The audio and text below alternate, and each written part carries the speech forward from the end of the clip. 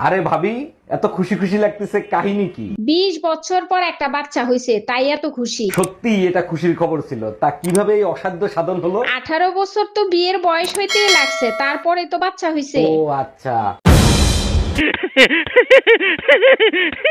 হ্যাঁ জানো, পাশের বাড়ির ভাবির ভুলে যাওয়ার রোগ হইছে। এর জন্যই আমার এত বড় একটা সর্বনাশ হয়েছে। ভুলে যাওয়ার রোগ ভাবির হইছে, তোমার সর্বনাশ হইলো কি করে? ভুলে যাওয়ার রোগ হয়েছে ভালো কথা, তাই বলে সোপায় শুই রেখে ভুলে যাবে? এই তুমি ভাবির সোফায় কি করতে গেছিলা?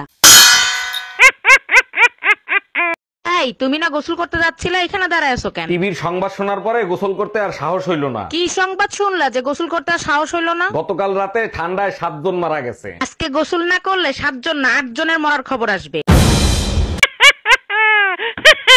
এই আমি বাপের বাড়ি যাব, টাকা দাও। আমার টাকায় কামড়ায় না, বাপের বাড়ি যাওয়া লাগবে না, ঘরে থাকো। তাহলে এক কাজ করো, 2 কেজি ঘি, 5 কেজি চিনি, 10 কেজি দুধ, 10 কেজি গোশ, 5টা ইলিশ মাছ নিয়ে আসো। এইগুলো দিয়ে কি আমার 40 করবা নাকি? আমাকে তোর বাপের বাড়ি যেতে দিবা না, তাই বাপের বাড়ির সবাইকে এখানে আসতে বলছি। ও আমার যেমন তেমন, ভাবে আমার মনের মতন। এই তোমার ঠোঁটটা লাল লাল লাগতেছে কেন? তুমি কি লিপস্টিক লাগাইছো নাকি? আরে না, তুমি তো জানো শীতে আমার ঠোঁট ফাটে, তাই ভাবি একটু লিপ জেল লাগাই দিছে। ভাবির কাছে তো লিপ জেল নাই, ভাবি তো একটু আগে আমার কাছ থেকে লিপ জেল লাগাই গেছে।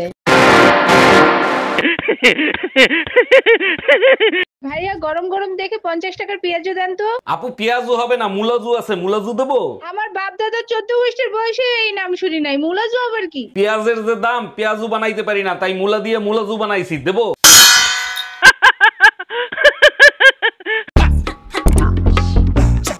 বাংলায় শুনতে চাইলে এক চাপুন। পাকা বেল কোম্পানি থেকে বলছি, বলুন আপনার কি সেবা করতে পারি। হ্যালো ম্যাডাম, পাশের বাড়ির টুম্পা ভাবি আপনাদের পাকা বেল কোম্পানির সিম ব্যবহার করে, তার নাম্বারটা যদি দিতেন। ফোন রাখ, নয়তো ফোনের ভিতর ঢুকে পিটাবো।